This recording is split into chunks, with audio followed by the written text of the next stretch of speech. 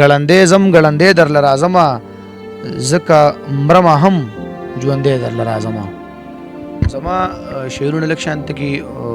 مختلفې بعضې وخت نو لږ سنجیدی چې جومات جوړومه زه د خدای د عبادت دپاره، جومات جوړومه زه د خدای د عبادت دپاره، بارود شیندمې په بنیاد د برکت دپاره. او له دې نه لویه هېڅ حربه د خپل تشهیر نه لرم، له دې نه لویه هېڅ حربه د خپل تشهیر نه لرم، اوږدې تسبیح او سپین پټکې د عقیدت دپاره. او کنزل وینا او ستغې سپورې او یو څو پاړوګر، کنزل وینا او ستغې سپورې او یو څو پاړوګر دا مواد پاتې شو د نن د سیاست دپاره. او غزل دی چې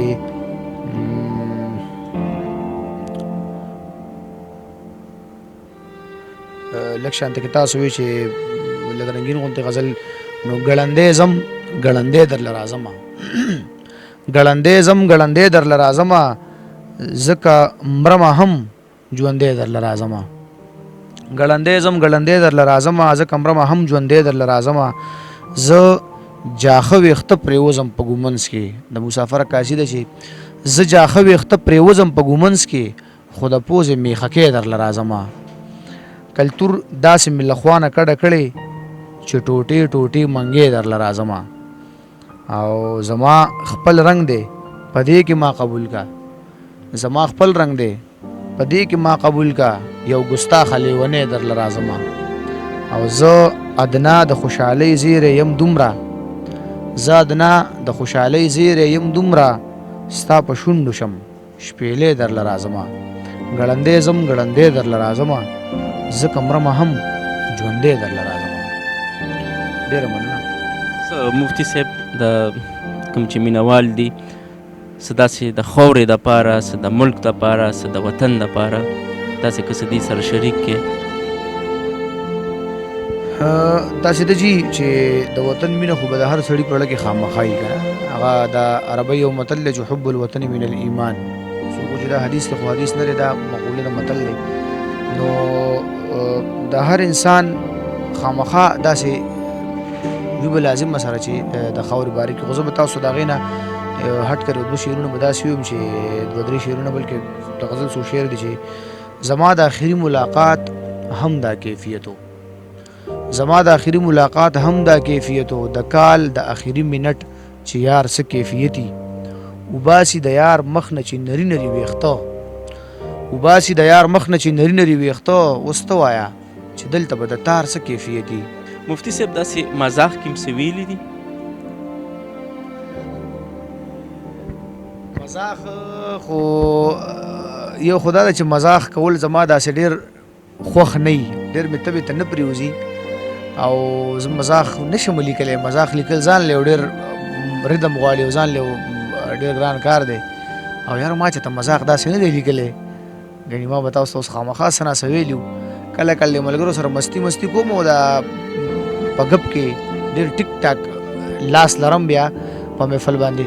خو په شعر کې د مزاح قایل نه یم. نه جي نه په شعر نه. مفتي صاحب دغه زموږ د مینوال تاسو ته ناست دي، خاص طور زلمی کول چې کوم دی دا تاسو اوري، نو دغه به زه غواړم چې تاسو په اخره کې دغې زلمی کول له څه پیغام لرئ؟ ځکه چې نن سبا مونږ ګورو نو د ټیک ټاک ژوند دی، د غلطو ژوند دی، زلمی کول چې کوم دی د هغې لاره خطا ده.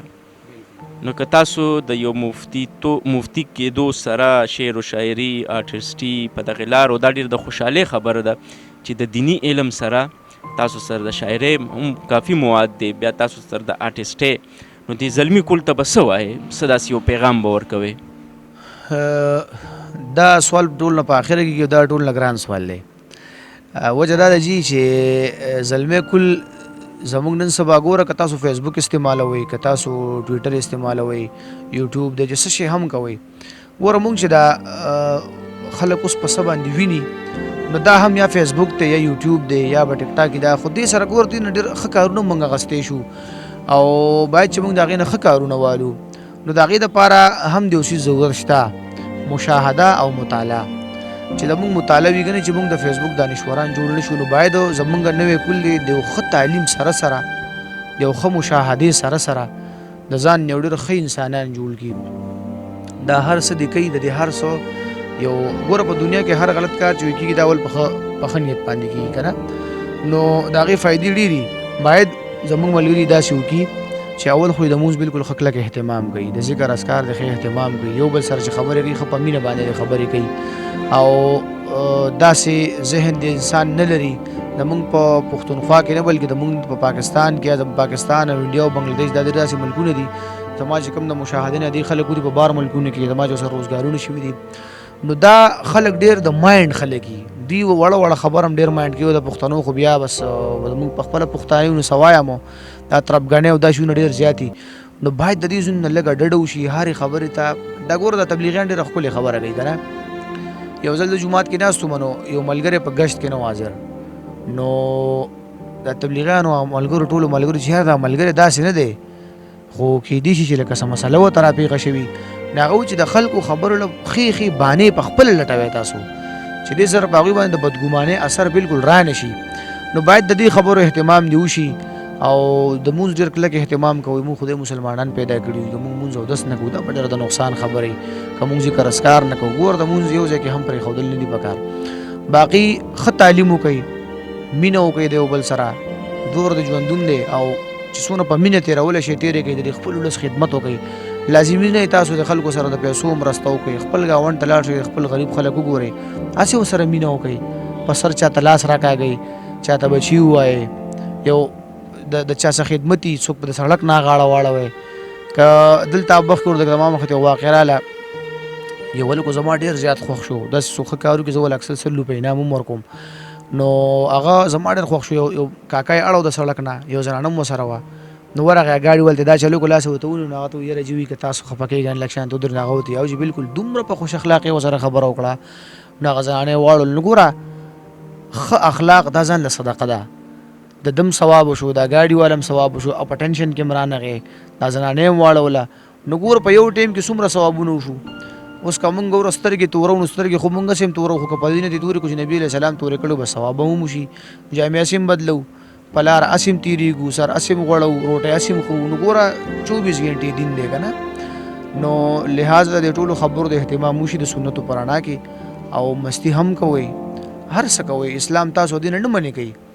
ما ته بله جو ملګري یو سوال وکړو چې مفتي صاحب ته ترنم ولېږې ته ترنم ولېږې دا خبره به رانږدې شي لږه خو ګوره ما ورته چې ګوره که ته اووه سوره دي که ته په هغې کې نعت وې که تلاوت کې که قرائت کې که اذان کې او که د هغې نه ته شعرونه وې په ترنم کې ټول همدغه یو لوبه ده یوه قصه ده دې کې بل څه شی داسې منځ کې نشته نو د یو داسې څیز نه موږ ولې ځان محرومه پاتې کړو چې هغې جواز لري نو باید چې لکه دومره لار پکې شته اسلام ډېر د لچک دین دی دا د وخت سره د مسلې سره دا خپل ځان ښیي بدلیږي هغې سره هغه مسله هغه اړخ ته کنورټ کوي